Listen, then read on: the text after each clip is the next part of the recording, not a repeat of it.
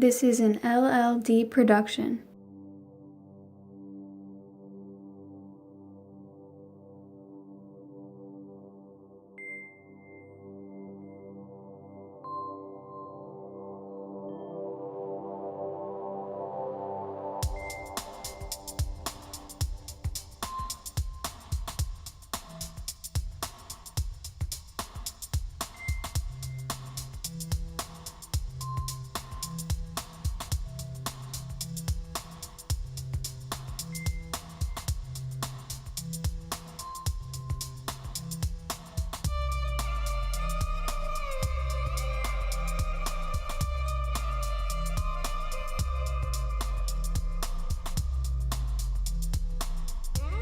Welcome to this episode of Owlia's Opinions, the podcast in which we take a better look into the world we love, learn new things, and debate the toughest issues the world has in store. I am your host, Armon Owlia. I am a journalism student here at Drexel University in Philadelphia, and it is time to enter the new School of Thought. Ladies and gentlemen, this is a special show, and this will be the last original content episode of the season. I can't believe how much we've gone through together, so thank you guys so much for listening to this one. To my American listeners and the rest of the world, I hope everyone had a happy Thanksgiving, and to Matt Dimitrides, many congratulations on the success of Plaid Tidings. I just came from that. So proud of you, man. Don't forget, too, that we have 2 surveys in the description due next week, December 8th, with now every artist and piece eligible being up, as well as a space where you can ask a question. Don't forget to complete it because every voice will count. With all of that being said, and so much to get through, let's get started. It's amazing when doing this show for a year what opportunities can come out of it. As many of you know, I'm a major advocate for gun control without impeding the Second Amendment. I've discussed the history of the NRA and my own personal views on how the issue should be tackled. However, I am not a definitive voice of this issue, unlike the guest on this week's show. I met her at the 2018 Free Speech Awards ceremony and panel hosted by the University of Pennsylvania. Special thanks to Karen Curry, who actually got me my ticket to the event, where this guest accepted the award on behalf of Team Enough, a group created by the survivors of the infamous Parkland massacre in February. She is also a major advocate for civil and women's rights, and I'm very proud to have her on the show. Here is my interview with the one, the only, Aalayah Eastmond. Apologies for many of the audio issues, as this was done during Thanksgiving, so we were both at our respective homes at the time.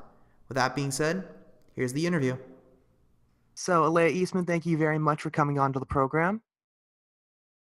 Thanks for having me. My pleasure. So first, this is the question we always ask our guests to start off. So tell us a little bit about yourself. So for example, how old you are, where you live, your hobbies, etc. So for those who don't know, who exactly is Aalayah Eastmond? I am 17, a senior at Marjorie Stoneman Douglas High School in Parkland, Florida. I play the violin. I am on the step team, but I am now a survivor of gun violence. So I use that trauma to work and fight for the eradication of gun violence in the nation, because it's just happening every day. So yeah, that is who Aalayah is. And as such, you've become a big part of the national conversation, which is the reason why we wanted you on the show. So tell us a little bit about your family. So what's it like growing up in the Eastman household? Well, I was originally born in Brooklyn, New York. I don't really remember much because when my parents got divorced when I was around 3 or 4, my mom moved to West Virginia to continue college. And then when I was around the age 8 or 9, that's when I moved to Florida. So I lived with my mom my whole life, single mom, just me, her, and my dog. And it was pretty good. You know, she wanted me to be in Florida so I can have a better life because, of course, you know, Brooklyn back then was not the best area to raise a child because of the violence. So she moved here for me to have a better future. So, it was just a basic single mother household. Indeed. So you mentioned earlier that February 14th, 2018 will probably go down as one of the most important days of your life because your life did definitely change drastically after the shooting over at Parkland, of course, the worst high school shooting in United States history. When we met at the Free Speech Award ceremony, what first struck me when you talked about your experience were how vivid the details were for you and how what you witnessed has definitely impacted you. As someone who's experienced tragedy, I think on a much smaller scale, I can feel that, I can understand that because I've experienced that. As someone not only watching the news but also someone reporting, I know it's a long question. I apologize. It's very That's much fine. terrifying, and I can't even imagine how it must have felt for you. Have you been able to truly process not just the shooting, but also everything that's happened since? And if not, do you think you'll ever be able to truly process what happened? Um, no, I haven't been able to process it because, like, every day I realize how much more I'm connected to gun violence more than I thought. Like, not like way before February 14th, I lost a family member. I lost my uncle to gun violence. My mom has been robbed at gunpoint in Trinidad. Reported a shooting threat at Douglas my freshman year, and those are things that come to my mind that I never talk about, and it's like I realize how much more I'm connected to this movement than I thought I was past February 14th. But February 14th is definitely the day that changed everything and what really makes me connected. So no, I haven't been able to process it at all. I've just been working nonstop since, and I'm not sure if I'll be able to process it in my lifetime because it's just something that you don't believe will happen to you, but it definitely can. And that's why I want, other people to join this fight because I don't want anybody to wait until it impacts them. And it's been a very long fight. I even say since probably 96 since UT Austin. So it has been going on for a Hmm. while. As you know, like I said, Parkland is the worst high school shooting in U.S. history, which originally was Columbine, but unfortunately Parkland broke the death rate on that one. As someone who survived, what was your initial reaction to the response by the government? Um, when it first happened, I kind of isolated myself from the media or the politics into it because being directly impacted, um, I was still, of course, the trauma. I'm still going through trauma, but it was like really, really prevalent in the days after. So I didn't really pay attention to the politics of it. But now that it's been a while, I'm able to collect my thoughts, and they haven't done anything. So it's really frustrating. So people often talk about lobbyists like the NRA getting their money within the government and being able to shift legislation in their favor. The way you experienced it as someone who was not only a survivor but a major voice coming out of Parkland, do you think the media overplays or underplays the effect of lobbyism in the government? And in either case, how do they underplay it or overplay it? Uh, I think the media addresses it, but not a lot. But I'm not mad at it. I think the media needs to focus more on the people that are impacted by gun violence, the people that deal with it every day, the people that never get that chance to speak out. I think the media often focuses on things that are not important. For example, showing the face or name of the shooters rather than the people that were impacted by the shooter. So I didn't really get into whether or not they talk about the lobbyists, because to me, I think the voices of the movement are more important than any other voice. Yeah. Yeah, I mean, it's really like whenever a shooting happens, I know it's tough to see what goes on. It's very tough as someone who has been reporting the news now for almost 2 years. It's very difficult to experience. So anyway, the students at Parkland, such as yourself, and I'm going to be very honest here, you guys have been a very major inspiration to me and many others within not just my generation, but also older generations, just because the fact you don't like because you keep coming at lawmakers, even when the media tries to put you down, even when lawmakers try to put you down, you just keep coming. You refuse to stay down. So one of the organizations that came out of that was Team Enough. For those who don't know about Team Enough, could you tell us a little bit about it and what the organization is trying to do? Yes, Team Enough is a youth-led group from youth from all over the country that have been impacted by gun violence. So there's a few of us from Parkland, from Milwaukee, from different parts of California. So different parts of the country that have been impacted by gun violence from all different backgrounds. So some of us are Black, some of us are Hispanic, some of us are white, Jewish, from the LGBTQ plus community. So we are all from different backgrounds, and we fight for the eradication of gun violence, but more importantly, amplifying the voices of Black and Brown youth in impacted communities, because Black and Brown youth are disproportionately impacted by gun violence, but are never, ever given the chance to speak out about it or share what they want to see. So our main focus is amplifying those voices and showing people that these are the people that are dealing with it every day, but are not getting the attention. Yeah. So which organizations does Team Enough partner with? I remember hearing about the Brady campaign, but are there any other organizations that Team Enough partners with besides Brady? We did one or two events with March for Our Lives, but we tend to focus on being more intersectional. So we focus on working with groups that are grassroots groups in those communities. For example, Chicago, we've done a block party with the organization called Good Kids Match City in Chicago. But our main organization that we work with like every single day is the Brady campaign, because they are what they made us.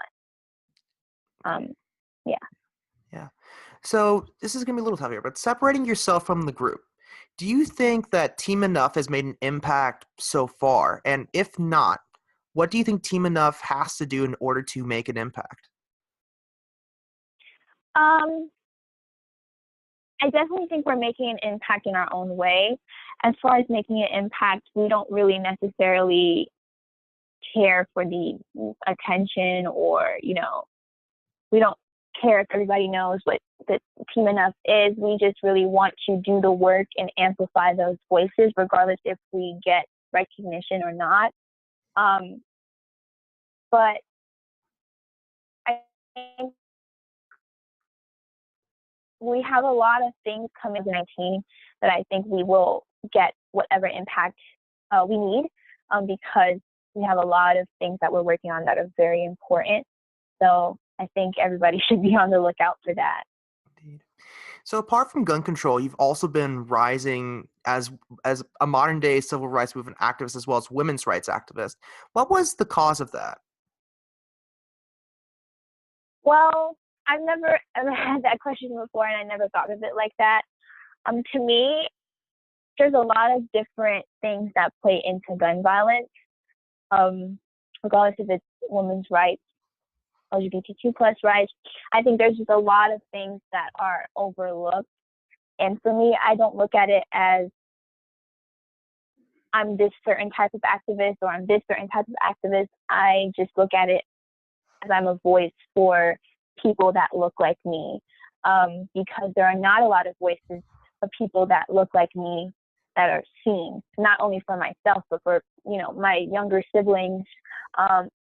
So I think I'm just a voice for people that I can relate to and that can relate to me, and us working together to make sure we are living in a place that is not against us, but for us. Agreed. So I think I've told you this. The interview that we're doing right now is pre-tape, and it will air on the December 1st, which is coincidentally the 63rd anniversary of Rosa Parks' refusing to give up her seat at the front of the bus in Montgomery. Have there been any civil rights leaders from that period, such as Rosa Parks, Dr. King, and Malcolm X, who have inspired you? And if so, in what way? I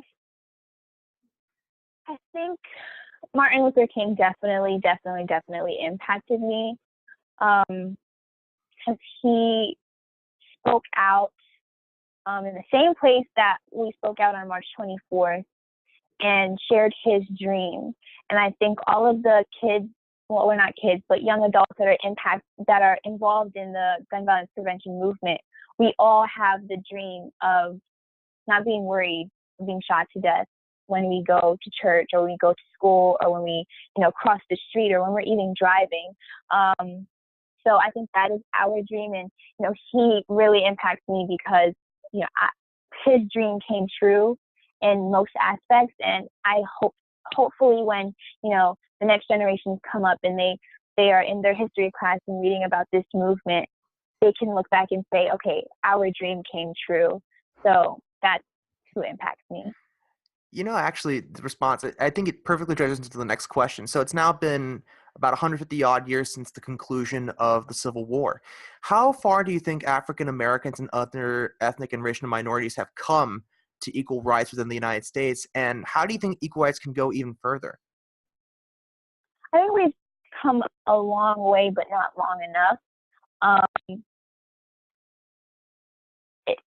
There's still a lot of stuff going on in America that is not talked about as far as rights for people that are not white. I'm just gonna be honest.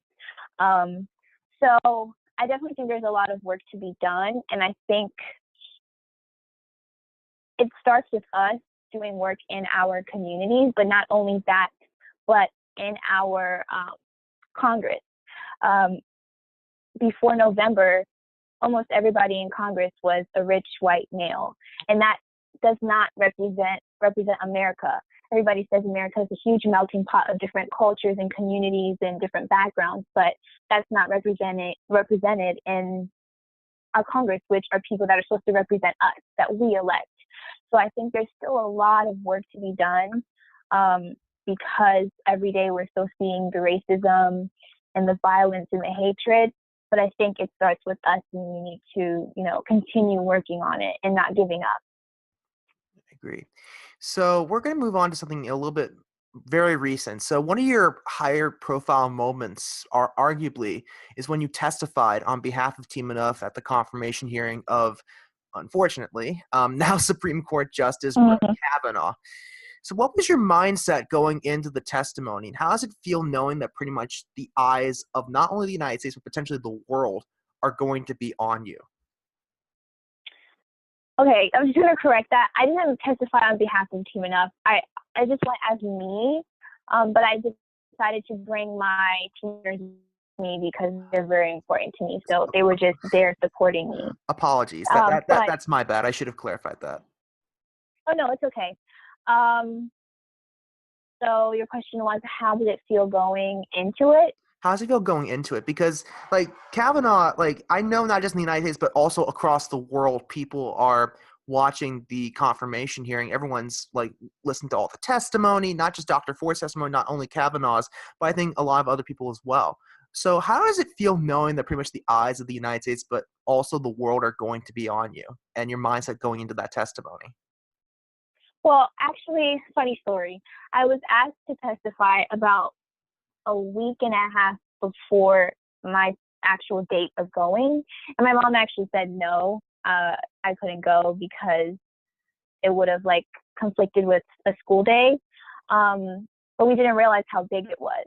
And then somebody that I work with got the news and they were like, oh my gosh, please say yes, this is very important. And I think Aalayah would be perfect for it.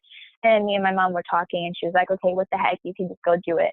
And I didn't realize how big it was until I was in that room, I'd say an hour before I was supposed to go on. So I wasn't really nervous. I was just confused because I've never done that before. I didn't know what to expect. It was out of the ordinary, I've never watched a hearing or anything, so I was pretty confused. But when I got up there and I sat down, it honestly felt like any other panel that I've been on, with my people that I work with. It just felt like that. Although the people next to me were, of course, for Kavanaugh, I just felt like it was no different from any other panel that I've been on. But it was very awkward to sit up there and talk to people that I know clearly didn't listen to anything that I said. But you know, it takes trial and error to get your voice heard, and especially if when you're a minority here, so that's how it felt. As someone who watched your testimony, I have to say you acquitted yourself very well. I was very impressed. You know, I really Thank you. was. I don't think I would have been able to do that. So I remember you talking about it when we did the Q&A panel for the Free Speech Awards that you potentially wanted to study and become a lawyer. Did I hear that correctly? Yes. Yes. All right, good. So why a lawyer in terms of everything, like all the subjects? Why being a lawyer? Well, I wanted to be a lawyer before February 14th, before I was impacted. And then when I started to get involved in the movement, I started to get this question a lot. People assumed that I'd be an activist for the rest of my life, or I'd change what I wanted to be because of my experience. But I always say I don't really want it to control my life. I still want to fulfill the dreams that I've had before being impacted, because I think like a lot of people lose themselves when they, get impacted or when they get involved in the movement. And I don't really want to lose who I really am. Because people forget, like, we have a life outside of this. Not anymore, because now this is my life. But I had a goal of what I wanted my life to be before everything. And I just want to stay on that road. And that's why I want to still be a lawyer, because that's what I always wanted to do. I love arguing, and I just want to represent people that are underrepresented when they have to go into the court system. So, yeah. Yeah. So we have 3 final questions, and they're all sort of future-based. So first of all, what do you think the future holds for Team Enough? I think for Team Enough, the future holds more young people younger than me, because I'm about to turn 18 in March. It's not old, but I think I've been seeing a lot of middle schoolers and even elementary school kids getting involved in this. And I think bringing them on board is important as well, because we have to keep this going. Gun violence is not something that can end in a snap of a finger. It's going to take decades to completely eradicate it. So I think for the future of Team Enough is bringing on younger generations to come on board and, fight the fight with us. Indeed. So based on what's been going on, I'm not sure how much media you consume right now, but based on what's been going on right now, how do you see the 2020 election going? Oh,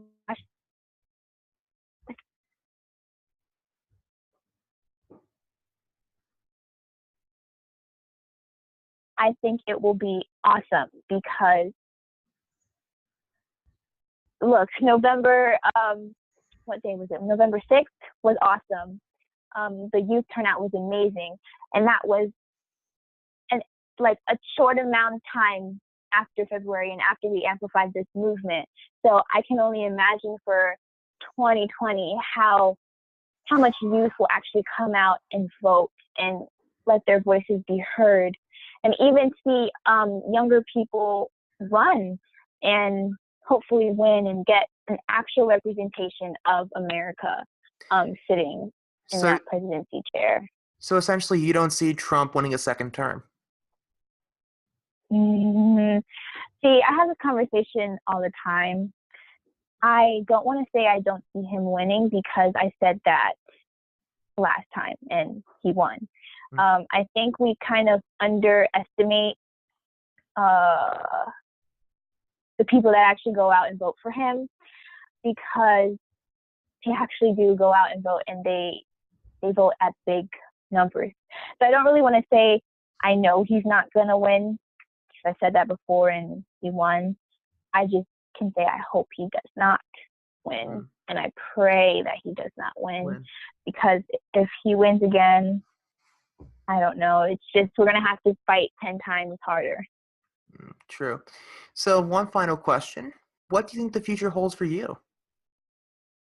I'm still a senior in high school, so I'm just wrapping up my last couple of months and then preparing for college and focusing on me. I feel like being involved in this movement, I'm so focused on everybody else in the world and making sure this country is good.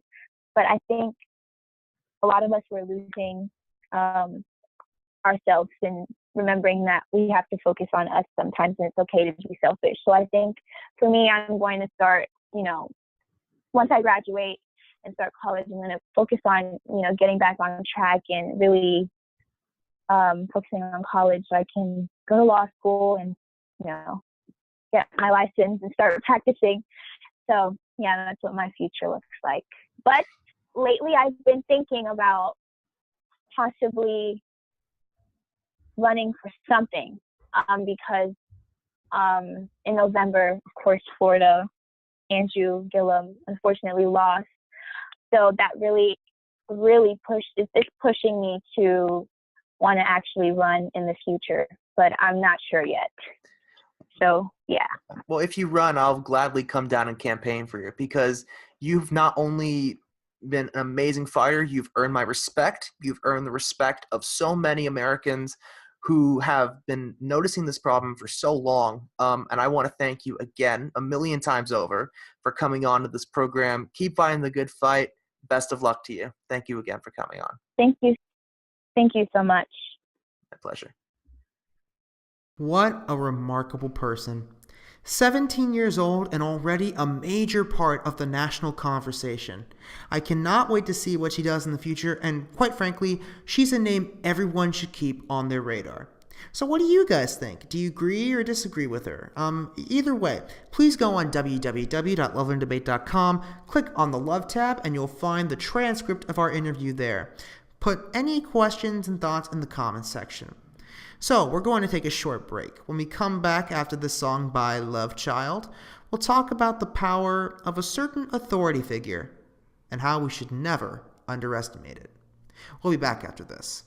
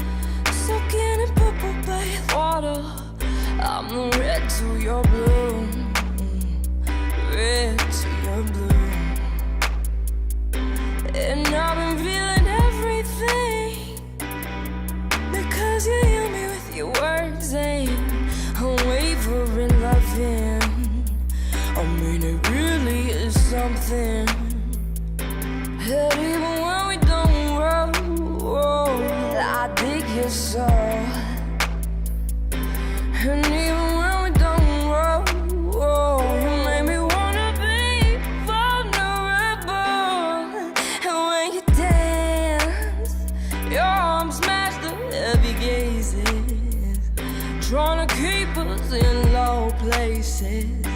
We make our own safe spaces. Yeah.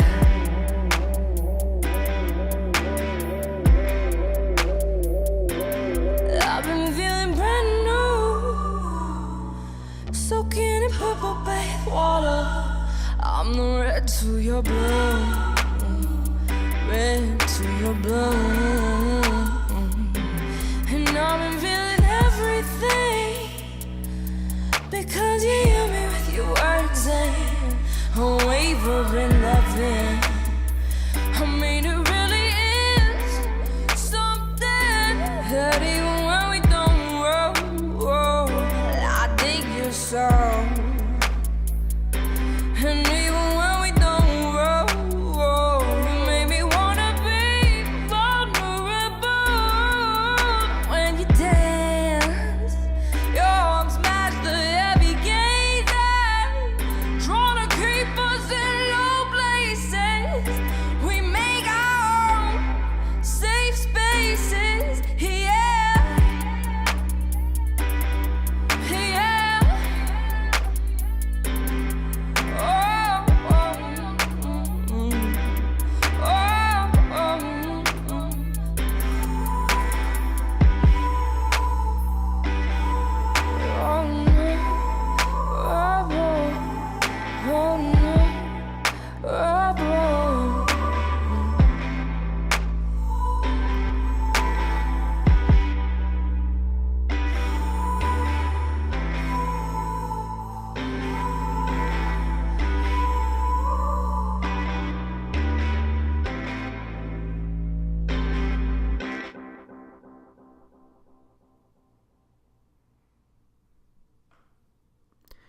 So that was Safe Spaces by Love Child, and just wow. Wow. That's literally all I can say. Wow. The entire Thanksgiving break, I played this song for different people, knowing I was going to have her on the show, and all of them agree with me on the quality of her vocals. What Love Child has been able to do is something that is very rare, and if anything, I see nothing but success in her future. Hopefully, we get her on the show a few times more in the future with great anticipation. Again, this was Safe Spaces by Love Child. Her most recent single, Air Max 95's remix, is available on iTunes, Spotify, and SoundCloud. All links will be in the description. In the 1950s, the standard household was as follows.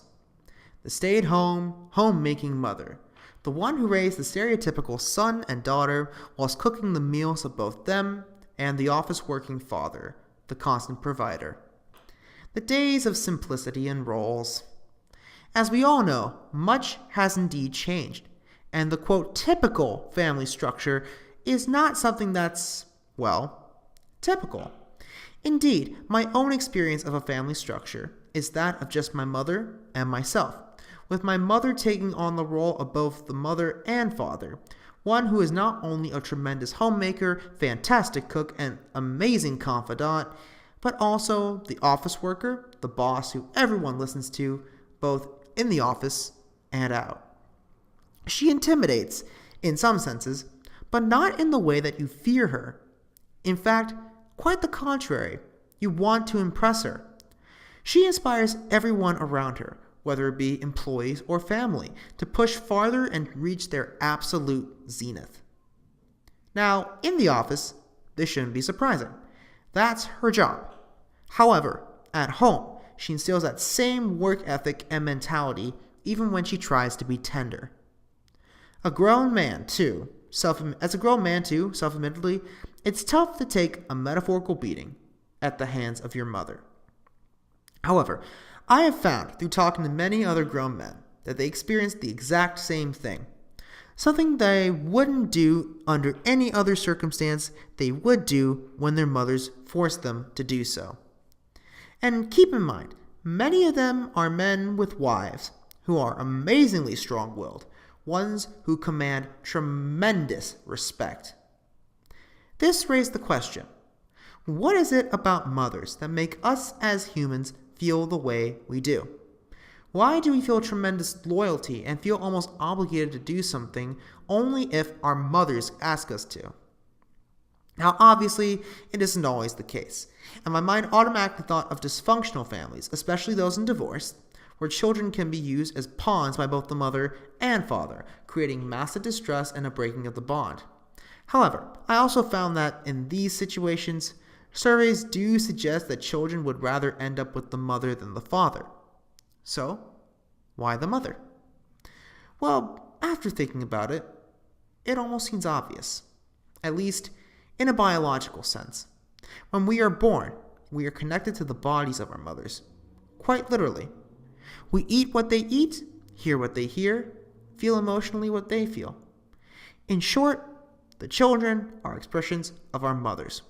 Well, we are anyway. It is my belief that even after we're born, we can still connect on a deeper level, especially emotionally, with our mothers, thus creating the bond that makes the mom the centerpiece of the household and therefore the central figure of respect. Sorry, dads of the world. In any case, the bonds we have with our mothers are bonds we cannot take lightly. They brought us into the world and carried us for 9 months. They spent intimate time with us and cared for us when we needed to be taken care of. You all know the phrase, a mother would do anything for their child, which is absolutely true. So, in the grand scheme of things, what type of power and influence does the mother have over all of us? Absolute. Love you, Mom. So, what do you guys think? Do you agree or disagree? Either way, please go to www.loveandDebate.com, click on the Learn tab, and you'll find the article there. Put any questions and thoughts in the comments section. So, we are going to take a short break. When we come back after this song by Hearts for Hire, who, by the way, are currently working on some new singles in the studio that should be released early next year. I'll close out the show by talking about something not in the news, but something that should be in the news more.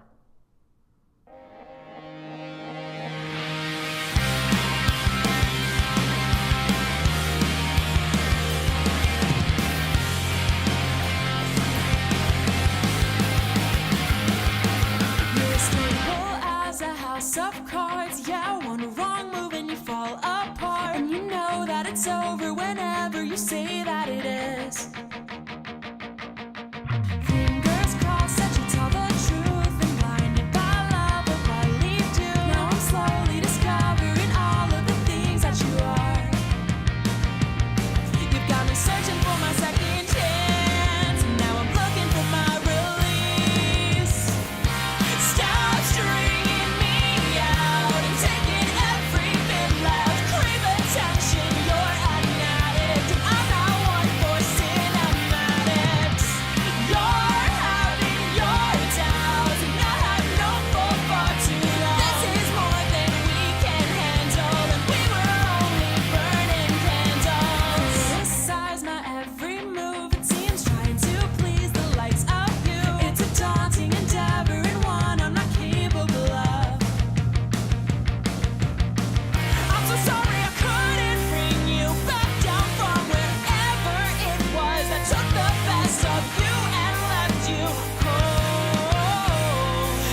you're searching for your second chance, and now you're looking for your release.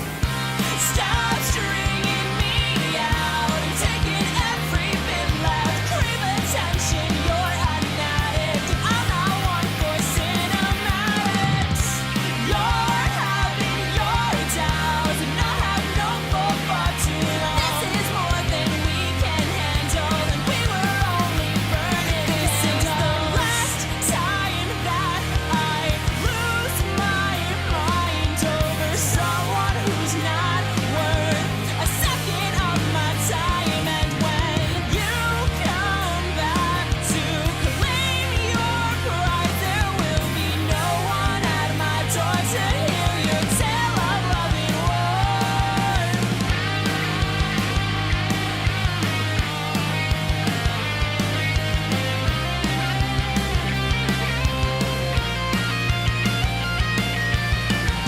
Stop stringing me out and taking every bit left. Crave attention, you're an addict, and I'm not one for cinematics.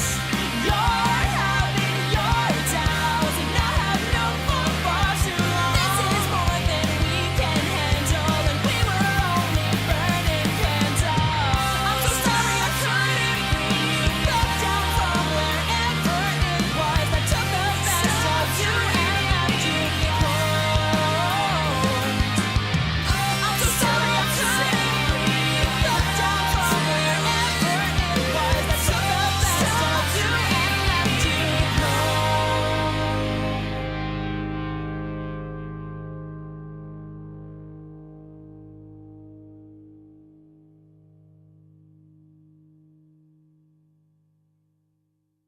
And now, some final thoughts. A debate to start at the end of this program. Now, normally, I would talk about the news, in particular, the biggest and most impactful piece of news, and discuss some of the facts as well as my own personal thoughts. However, in light, with some pun intended, of recent dark events, I'm going to break my own rule to talk about something much different. One that begins with the losing of a wallet.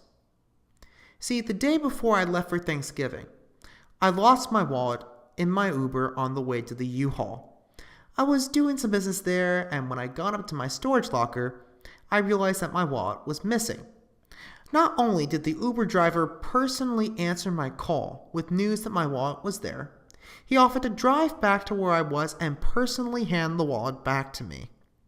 Sounds like a simple story, right? Well, it's only just the beginning. I then called another Uber to get me home, only to realize another thing. The same wallet that I had just lost and put in my pocket had been lost again.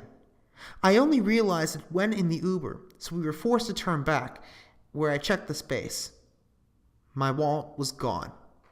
Checking it again and again, only to end in vain.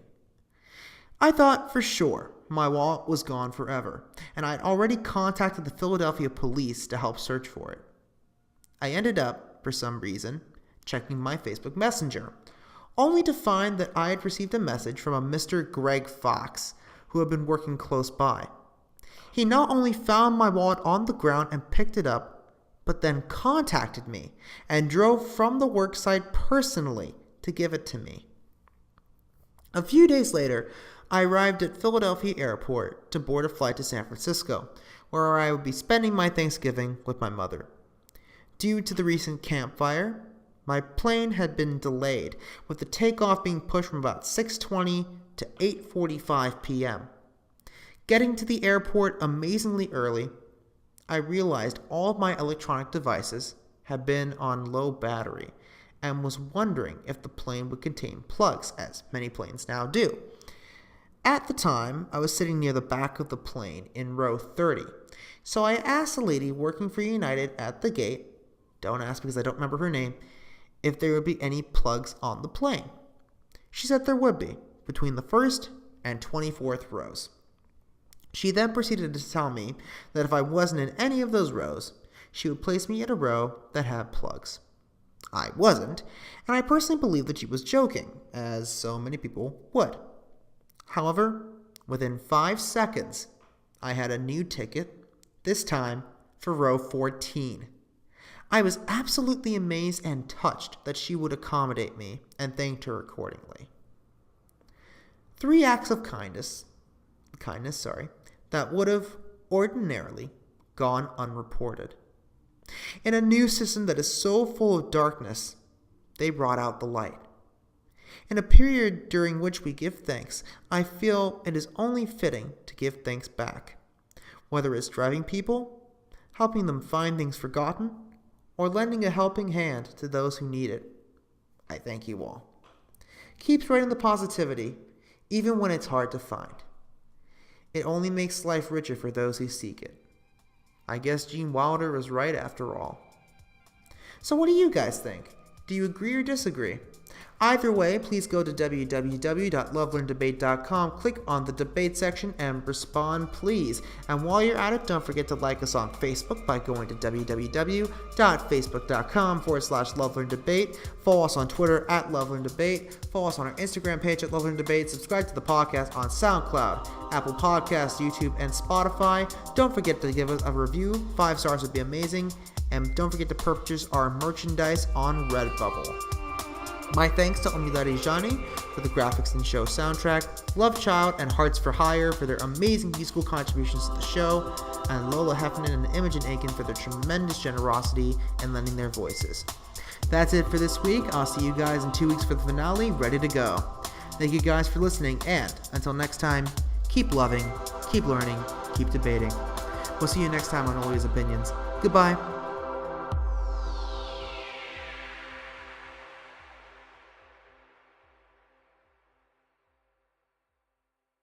This has been an LLD production, recorded in Philadelphia, Pennsylvania.